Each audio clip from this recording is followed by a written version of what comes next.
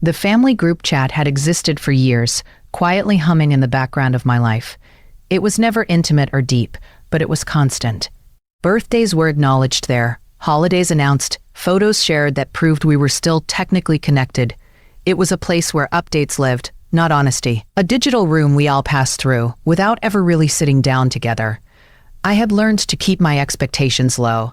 The chat wasn't for support or understanding. It was for appearances. For showing that we were a family, even when most of our real conversations happened elsewhere, or not at all. I scrolled it more out of habit than interest, checking in the same way you glance at a clock without needing the time. That day started no differently. A notification appeared, just another message among many. At first glance, it didn't seem alarming. It was framed as humor, the kind that hides behind casual phrasing and a joking tone. Nothing aggressive, nothing obvious. The kind of comment that could easily be dismissed as harmless if you didn't look too closely. But it was about me. It wasn't a direct insult. It didn't need to be. It was subtle, wrapped in sarcasm, carefully vague enough to give everyone plausible deniability. The kind of joke that relies on shared context, on everyone knowing exactly what was being implied without it ever being stated outright. That was how it slipped past the usual boundaries. That was how it avoided accountability. I stared at the screen longer than I meant to, rereading it, trying to understand whether I was overreacting. I searched for an alternative interpretation, something that would make it less personal, less pointed. But the more I read it, the clearer it became. I was the reference. I was the example. I was the entertainment. The reactions came quickly after that, a cascade of responses that didn't add new words but reinforced the message all the same. Likes appeared. Laughing emojis followed. Then side comments, small additions that built on the original remark without technically repeating it.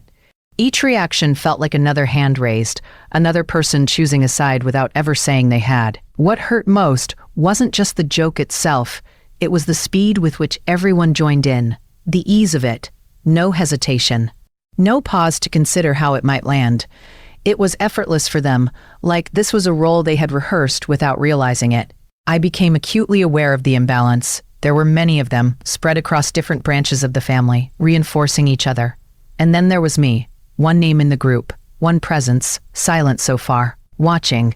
That imbalance had always existed, but it had never felt this visible, never this public. The group chat turned what might have once been a private slight into a performance. An audience gathered without being asked, and I was placed in the center of it without consent. As the reactions continued, old memories surfaced, other moments that had felt off at the time but had been quickly buried. Comments that stung, followed by laughter that made it seem like the problem was my sensitivity, not their words. Times I had told myself it wasn't worth addressing. Times I had chosen peace over clarity. I remembered how often I had swallowed discomfort for the sake of keeping things smooth. How often I had let remarks slide because confronting them would have made me the difficult one, the dramatic one, the one who couldn't take a joke. I had learned early that maintaining harmony often meant shrinking myself. That reflex kicked in again. As I stared at the screen, I felt the familiar internal debate begin. Should I respond? Should I defend myself? Should I pretend I didn't notice? Each option carried a cost. Responding risked escalation. Defending myself risked being dismissed. Staying silent risked confirming whatever narrative they were already enjoying. My fingers hovered near the phone, but I didn't type. Not yet. The psychological weight of the moment settled slowly but heavily. Being mocked by strangers would have been easier. Even being mocked by acquaintances would have hurt less. This was family. People who knew my history, my vulnerabilities, my efforts. People who had watched me grow, struggle, adjust, adapt. That familiarity made the mockery sharper, more precise. They knew exactly where to aim. I felt exposed in a way that was difficult to articulate.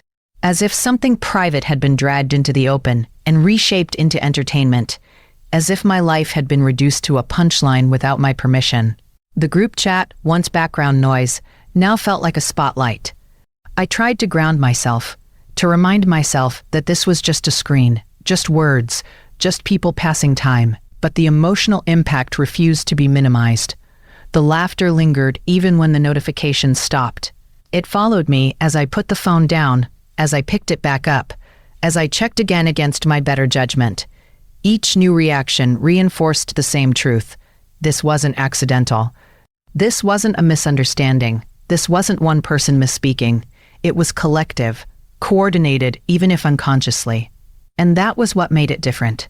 For the first time, I couldn't tell myself it would pass if I ignored it. The scale of it, the openness of it, the comfort with which it unfolded, all of it suggested something had shifted.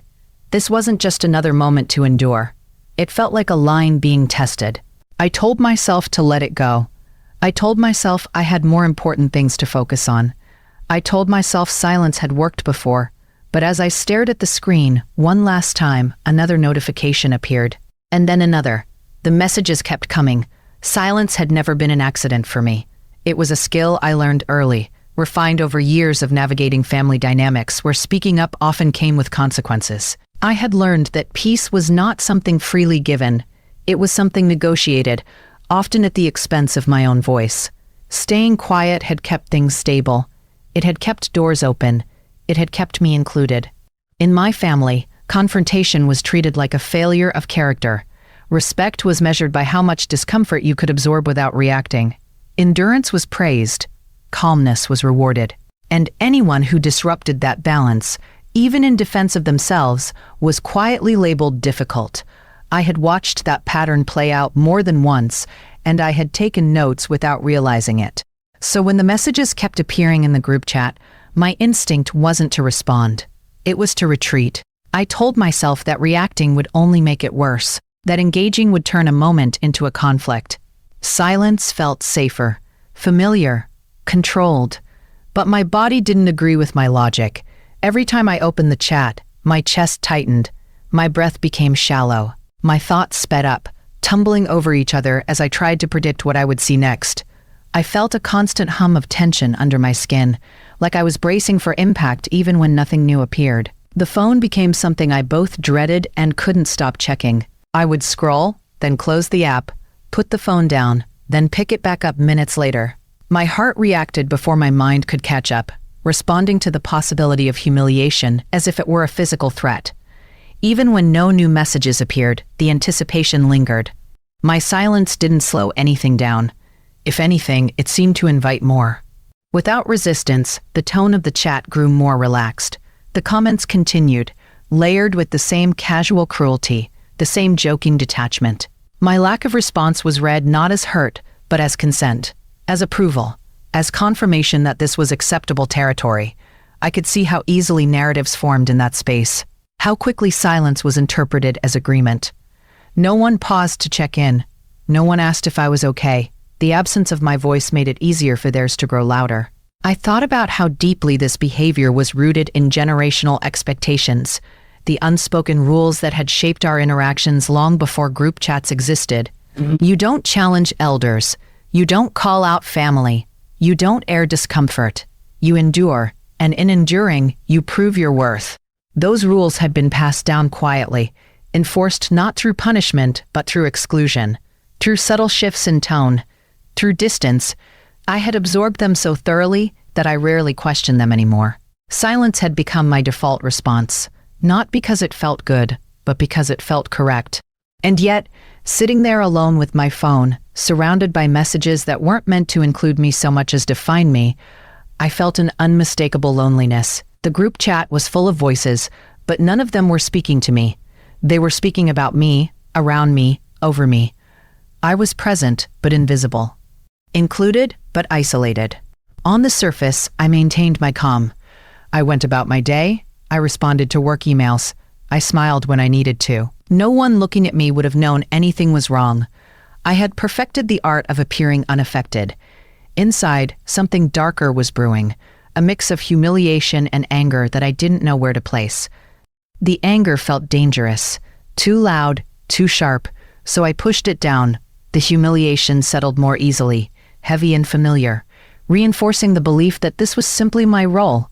But beneath both emotions was a quieter realization, one that unsettled me more than the messages themselves.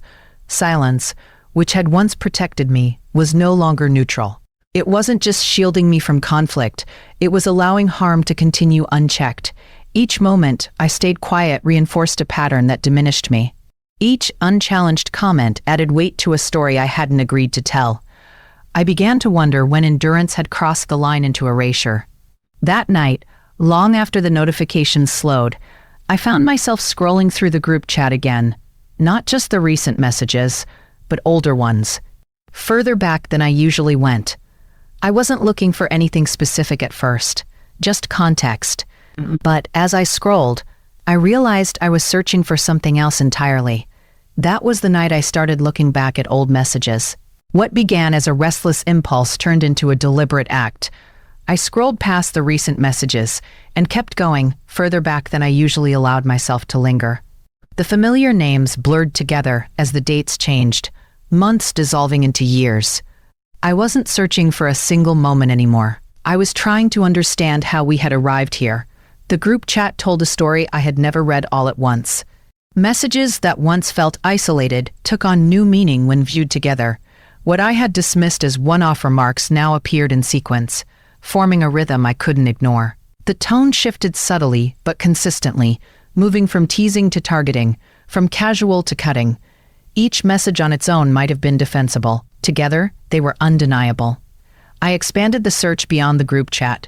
Old emails surfaced, social media posts I had scrolled past without stopping reappeared in my mind with sharper clarity.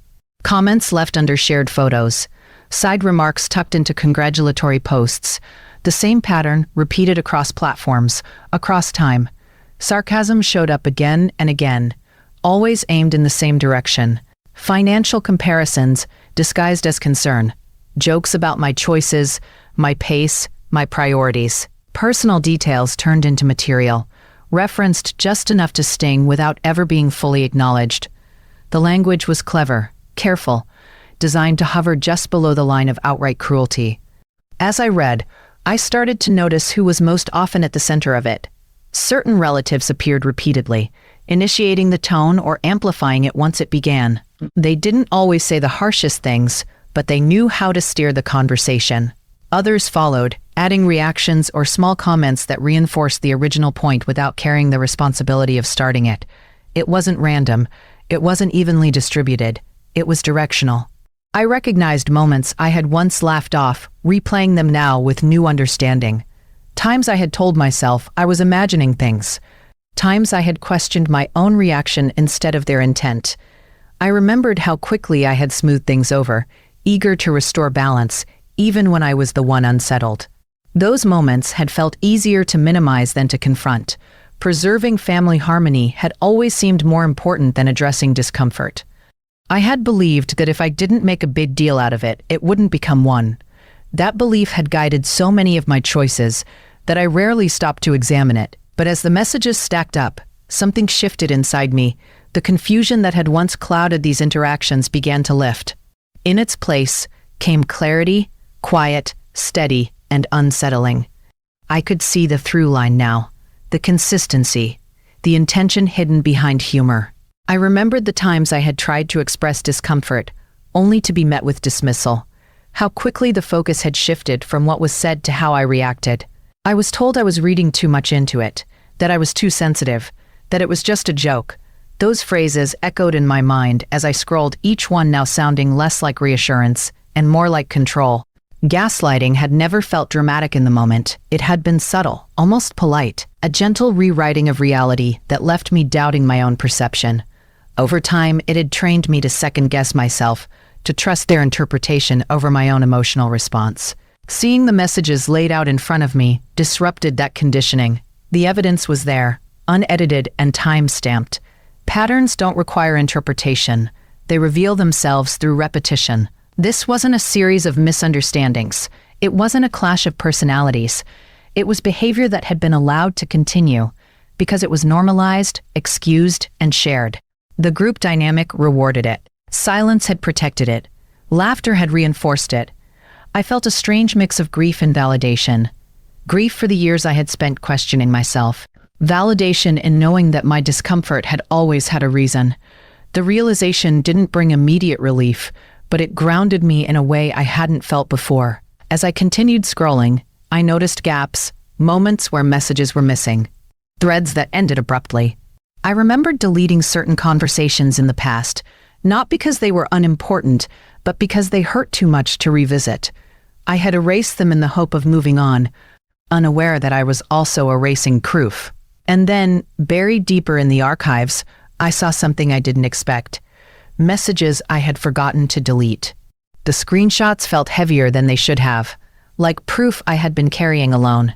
I stared at the messages longer this time, not with confusion or disbelief, but with recognition. These were the ones I had saved, the conversations I hadn't erased, the digital fragments I had tucked away and forgotten, not because they were insignificant, but because they had once felt too charged to hold in the open.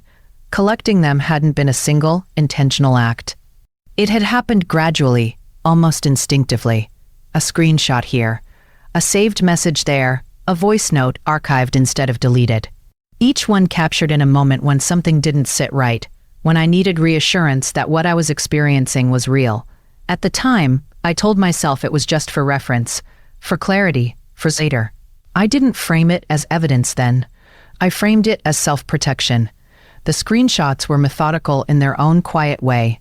Names visible, timestamps intact, entire threads preserved without edits. They showed the full context, the build-up, the response, the reaction that followed. I had learned early that partial memories were easy to dismiss, but complete records were harder to argue with. Some were from the group chat.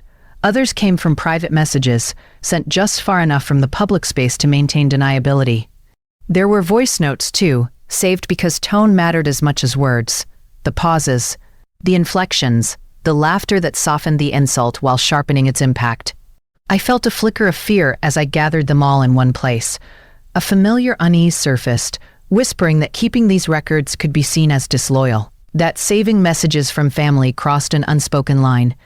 I imagined the accusation before it was ever spoken, that I had been waiting for a chance to expose them, that I had been collecting proof instead of trusting them. That fear was powerful because it came from the same conditioning that had kept me silent for so long. The idea that loyalty meant endurance, that trust meant forgetting, that self-respect was secondary to maintaining the image of unity. But as I reviewed the messages again, the contrast between my emotional memories and the digital proof became stark. Feelings could be questioned, recollections could be dismissed, but these records existed independently of interpretation. They didn't rely on how I felt in the moment. They showed exactly what was said, when it was said, and how it was received. The clarity was unsettling, but it was also grounding. For the first time, I wasn't relying on my memory to validate my experience. The evidence did that on its own. I thought about the moral weight of what I was holding. These weren't strangers. These were people connected to me by history, blood, shared milestones. Exposing their words felt like a violation, even though those words had been offered freely and publicly. I wrestled with the idea that protecting myself might come at the cost of exposing them. That internal conflict lingered. Family loyalty had always been framed as unconditional, but conditions had clearly existed all along. They just hadn't applied equally. I had been expected to absorb discomfort without documentation, while they had been free to speak without consequence. There was a power shift in seeing everything laid out, not because I suddenly wanted retaliation, but because I understood the leverage I now held. Truth, when documented, changes the balance. It removes ambiguity. It limits reinterpretation. It disrupts the comfort of denial. As I organized the screenshots chronologically, the doubt that had followed me for years began to loosen its grip. The constant questioning of whether I was overreacting faded into the background. In its place came a calm I hadn't anticipated. It wasn't relief. It wasn't satisfaction. It was steadiness. I no longer felt the need to rehearse arguments in my head. I didn't need to anticipate how they might twist my words. The story was already written, captured in their own messages. Whatever happened next wouldn't depend on my ability to explain myself perfectly. I sat with that realization for a long time. The phone resting in my hands felt different now. Not like a source of anxiety, but like a container of truth. Heavy, yes, but also solid. Still, having proof and knowing what to do with it were two very different things. I hadn't decided whether these receipts would stay private or become visible. I hadn't decided whether silence would continue or finally break. I only knew that the option to act now existed in a way it never had before. I closed the app and set the phone down. the weight of those screenshots lingering in my mind. I still hadn't decided what to do with them. It arrived when I wasn't expecting it, not during a heated exchange or an active thread, but in the quiet space that follows when you assume the moment has passed. That was what made it land harder. I had started to believe the worst was over, that the earlier laughter had burned itself out. The notification pulled me back in. This time, the message didn't bother hiding behind vagueness. It was still framed as humor, still softened with casual language, but the target was unmistakable. It reached into a part of my life I had worked hard to build and turned it into material for amusement. What I did for a living, the choices I had made, the pace at which I had moved forward. All of it condensed into a few lines that reduced years of effort to a joke. There was no mistaking the intent. This wasn't observational. It wasn't accidental. It was pointed. The reactions followed, just as before. Familiar names appearing beneath the message, reinforcing it with approval. Each response felt like a reopening of a wound that hadn't been given time to close. The sting wasn't new, but it was sharper, amplified by everything that had come before. I felt something inside me reach its limit. It wasn't explosive. There was no sudden rush of anger or dramatic surge of emotion. It was quieter than that. A sense of emotional saturation, like a container that had been filled slowly over years, finally realizing it had no more room. I couldn't absorb another comment. I couldn't reinterpret another insult. I couldn't pretend this was harmless. The weight of all the emotional labor I had carried surfaced at once. The constant adjusting, the explaining, the patience, the effort to remain agreeable even when I felt diminished. I had invested so much energy into maintaining relationships that rarely returned the same care. I thought about the times I had defended them in their absence, the moments I had made excuses for their behavior, the way I had prioritized family unity even when it cost me my dignity. Loyalty, I realized, had never been mutual. It had been expected of me, but rarely extended back. The message sat there, unchallenged, waiting. For a moment, fear surfaced out of habit. The familiar questions returned. What would happen if I responded?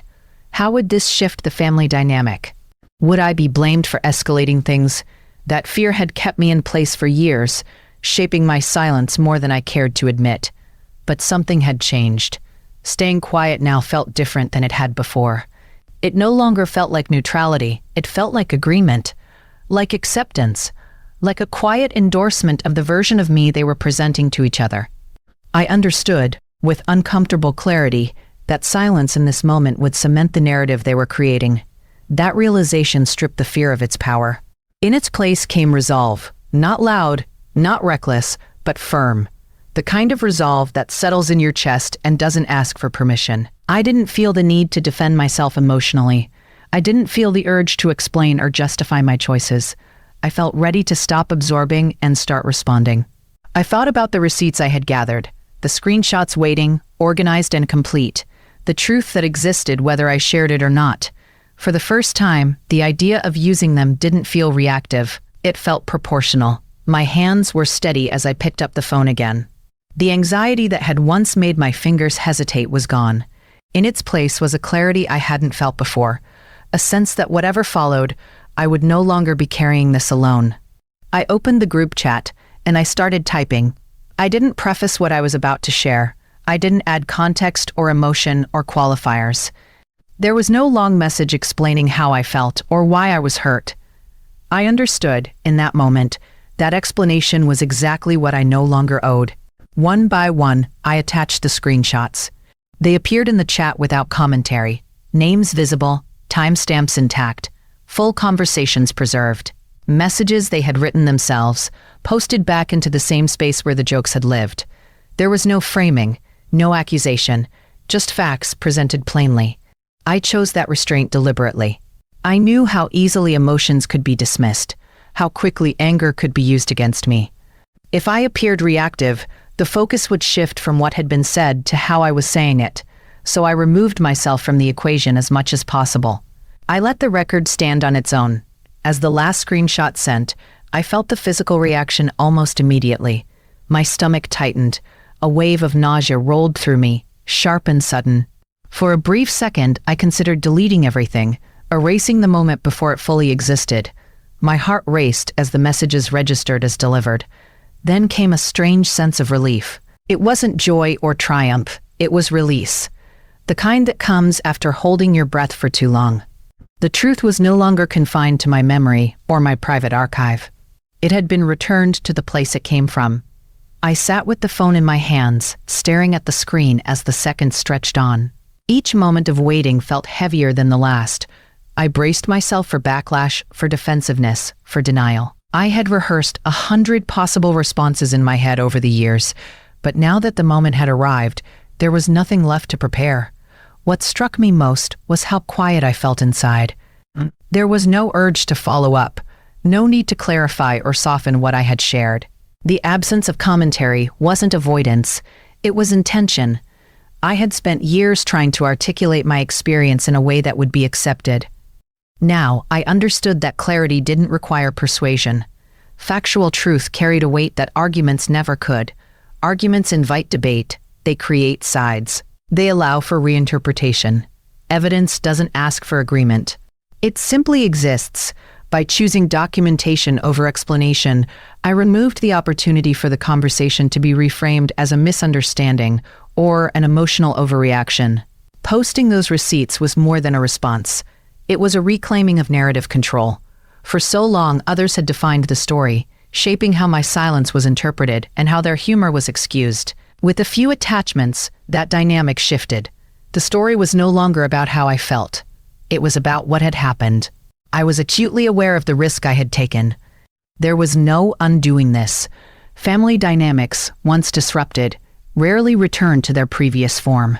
I knew some relationships might fracture permanently. I knew I might be accused of airing private matters, of escalating something that could have been ignored.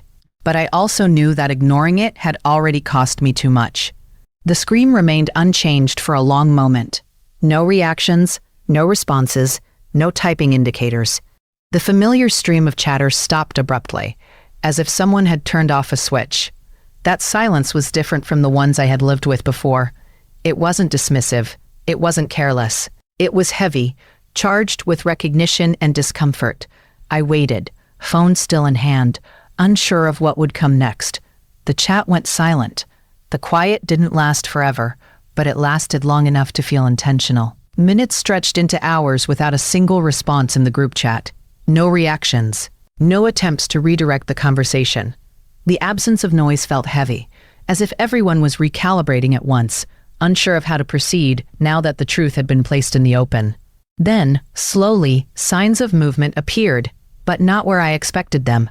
I noticed participants leaving the chat. One name disappeared, then another. No announcements. No explanations. Just quiet exits that said more than words ever could. Shortly after, messages began to vanish. Comments that had once felt bold enough to be public were suddenly gone, removed as if they had never existed. Watching that happen was surreal. It was a silent rewriting of history, happening in real time. The laughter that had filled the space earlier was being erased, replaced by absence and avoidance. It became clear who was comfortable standing by what they had said, and who wasn't. My phone buzzed with private messages soon after. Some were brief and tentative, written as if the sender wasn't sure whether they were allowed to reach out. Apologies appeared, cautious and imperfect, acknowledging hurt without fully naming responsibility. Others were more defensive, focused on intent rather than impact, explaining how things had been meant instead of addressing how they landed. There were messages that tried to soften the situation without fully engaging it. Suggestions to move on, to not let this tear the family apart. And then there were messages that denied everything outright, insisting the screenshots were being taken out of context or misinterpreted. Each message revealed something different. Not just about them, but about the roles they had played all along. I paid attention to who spoke up publicly and who avoided the group chat entirely. Some who had been quick to react with laughter earlier were suddenly silent, their absence more noticeable than any apology could have been. Others, who had rarely participated before, reached out quietly, offering support in ways that felt sincere and unprompted. That contrast stayed with me. It clarified relationships I had long felt unsure about. The emotional impact was layered and complicated. There was vindication in seeing the truth acknowledged, even indirectly. In watching the dynamic shift, in realizing I hadn't imagined any of it, but alongside that came grief, a deep sadness for what this revealed about people I had once trusted. Truth has a way of stripping away illusions. It doesn't just expose harm, it exposes distance that was already there. I mourned the version of family I had hoped for, even as I recognized that hope had been sustained by denial. I began to understand the cost of truth in fragile systems. When relationships are held together by avoidance and unspoken rules, honesty acts like pressure. It forces cracks to widen. Some structures can't withstand that kind of exposure. What followed wasn't resolution. It was sorting. People had to choose how they would respond now that pretending wasn't an option. Some leaned toward accountability, acknowledging harm even if they didn't know how to repair it. Others chose distance, withdrawing rather than facing what had been revealed. I didn't chase responses. I didn't argue with defensiveness or demand apologies. The aftermath wasn't about convincing anyone anymore. It was about observing what the truth made visible. As the days passed, it became clear that not everyone was willing to accept what they had seen. Some clung to old narratives. Others reframed the situation to preserve their comfort. The family system began to settle into a new shape, uneven and unfamiliar. I watched it happen with a clarity I hadn't had before. Not everyone accepted what they saw. For a long time, I had believed that justice needed to look loud to be real, that it required confrontation, consequences, visible accountability. But as the days passed after the fallout, I began to understand something quieter and far more sustainable. Justice for me wasn't about making anyone pay. It was about stepping back. The first decision was small, almost unremarkable on the surface. I muted the group chat. I didn't announce it.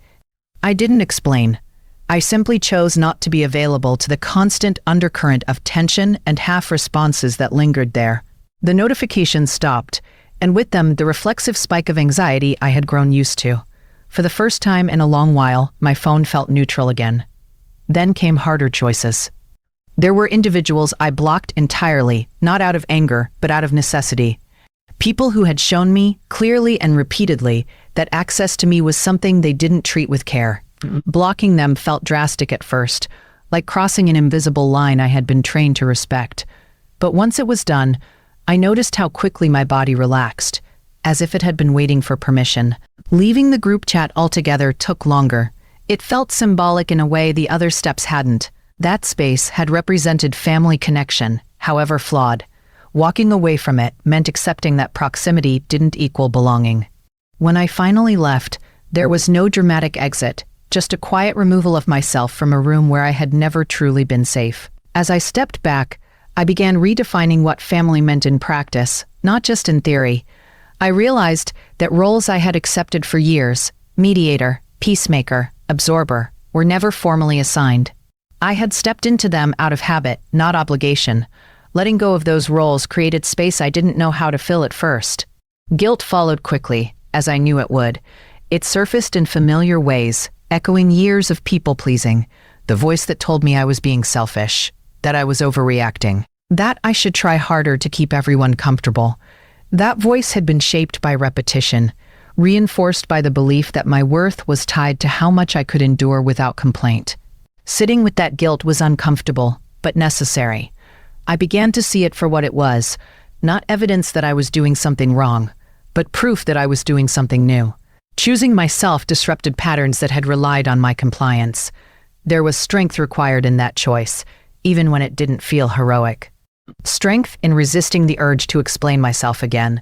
Strength in accepting that some people would never understand my boundaries because they benefited from my lack of them. I reframed those boundaries, slowly, intentionally. They weren't punishments. They weren't acts of cruelty. They were acts of care. Care for my mental health, my dignity, my sense of self. Distance wasn't about withdrawal. It was about preservation. As the weeks went on, I noticed a subtle but profound shift. I no longer felt like I was performing a version of myself for an audience that didn't have my best interests at heart. I wasn't bracing for the next comment or replaying conversations in my mind. The constant self-monitoring faded. There was a quiet peace in that absence, a sense of privacy I hadn't realized I was missing. My life no longer felt like something up for commentary or evaluation. I existed outside the group chat, and that existence felt lighter. With the noise gone, something else emerged. Space. Space to reflect, space to breathe, space to consider possibilities that had nothing to do with maintaining harmony or managing perceptions. For the first time in a long while, my attention turned inward instead of outward. And in that stillness, a new question formed, one I had rarely allowed myself to ask before. For the first time, I asked myself what I wanted next. The silence that followed my exit from the group chat felt unfamiliar at first. Not empty, but open. There were no notifications pulling at my attention, no half-read messages lingering in the back of my mind. The constant awareness of being observed, evaluated, or discussed faded gradually, like a background hum finally shutting off.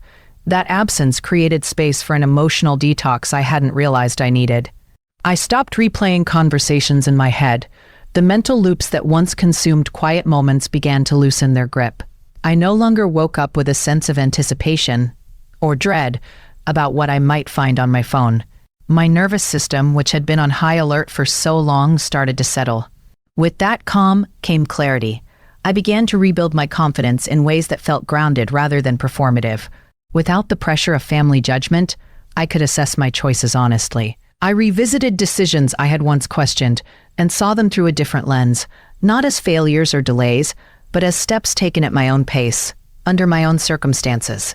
My identity, which had subtly contorted itself around external expectations, started to realign.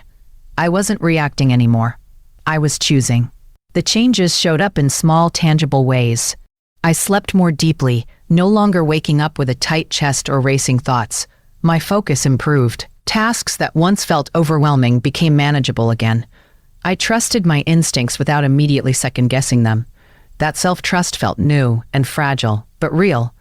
As I settled into this quieter version of my life, I began to recognize how deeply public humiliation had shaped my self-perception. Being mocked in a shared space had made me feel reduced, flattened into a caricature of myself. Stepping away allowed me to see how much of that image I had internalized without realizing it. In the absence of that scrutiny, I started to remember who I was before the constant commentary, the parts of myself that existed independently of family approval. The interests, values, and goals that had nothing to do with proving anything to anyone. Healing didn't come from isolation alone. It came from intention. I spent more time with people who chose me without conditions, relationships that felt reciprocal, where care didn't require endurance. I allowed myself to be seen in spaces that felt safe, where vulnerability wasn't met with humor or dismissal. Those connections reinforced something I was slowly learning. Belonging isn't about proximity or obligation. It's about respect. I no longer measured my worth by whether I was included or approved of by people who had shown me otherwise. Validation, once something I subconsciously sought from family, began to come from within, and from the relationships I had chosen consciously. Blood, I realized, didn't have to be the final authority on belonging. Weeks passed without contact, and I grew accustomed to the distance. The urgency that had once driven my thoughts was gone. Life settled into a rhythm that felt sustainable, even hopeful. Then, one evening, my phone buzzed with a notification I hadn't expected. One final message arrived weeks later. The message arrived quietly, without urgency or expectation. No group notification, no audience, just a private note that appeared on my screen as if nothing had happened in the weeks before. The timing alone said enough. It came late, after the noise had faded, after positions had been taken, after the distance had settled into something permanent. The apology was careful, measured. It acknowledged discomfort without fully naming harm. It referenced intentions rather than outcomes, explaining how things had never been meant to go that far. There was an effort to smooth the edges of the past, to reframe what had happened as a misunderstanding rather than a pattern. Reading it, I noticed something unexpected. It didn't shake me. There was no surge of emotion, no tightening in my chest, no urge to respond immediately. The words that once would have consumed my attention now felt distant, like echoes from a room I no longer occupied. I understood then how much had changed. The message held no power because it arrived too late in my internal process. I had already done the work that apologies are supposed to prompt. I had reflected, grieved, clarified, and moved. Whether or not the apology was sincere no longer mattered in the way it once would have. I accepted, with a steady calm, that full accountability might never come. Not everyone has the capacity to confront their own behavior honestly, especially when it threatens long-standing dynamics. Waiting for that reckoning would only tether me to a version of myself that needed external validation to heal. Letting go of that expectation was an act of freedom. I didn't respond right away, not out of spite, but out of clarity. I no longer felt obligated to engage in conversations that centered their comfort over my truth. The absence of response wasn't avoidance. It was completion. Looking back, I could see how far I had come. What began as humiliation had evolved into awareness. What once felt like exposure had transformed into grounding. I had moved from self-doubt to self-trust, from endurance to discernment. The story no longer belonged to the moment I was mocked. It belonged to the moment I chose myself. I reframed the experience, not as a fracture, but as a turning point. The group chat hadn't taken anything from me that mattered. If anything, it had revealed what needed to be released. The embarrassment I once carried had dissolved into something sturdier, self-respect. In the quiet that followed, I noticed the symbolic shifts around me. Mornings felt slower, more intentional. Light through the window lingered longer. Ordinary moments carried a sense of presence I hadn't known before. My life felt less performative, more lived. I didn't need to announce closure. I didn't need permission to move forward. The peace I felt wasn't dependent on resolution or reconciliation. It existed because I had chosen honesty, boundaries, and dignity without waiting for consensus. I set my phone down, not with finality, but with ease. The story had reached its end, not because everyone agreed, but because I no longer needed them to. I didn't lose my family. I found my self-respect. In the end, the group chat didn't expose me. It exposed the truth I had been carrying in silence. What was meant to embarrass me became the moment I stopped shrinking to keep others comfortable. I learned that family isn't defined by shared history, but by shared respect. Walking away wasn't a loss. It was a return to myself. Some doors closed quietly, but peace walked in without asking. And for the first time, that was more than enough. If this story felt familiar, there's probably someone in your circle who needs to hear it too. Send it their way and let it speak for you. Stories like this only keep finding daylight when people decide they matter. So staying connected here helps more than you think. Every time you come back, this space grows into something stronger and more honest. And before you go, where are you watching from right now? And what made this story hit home for you?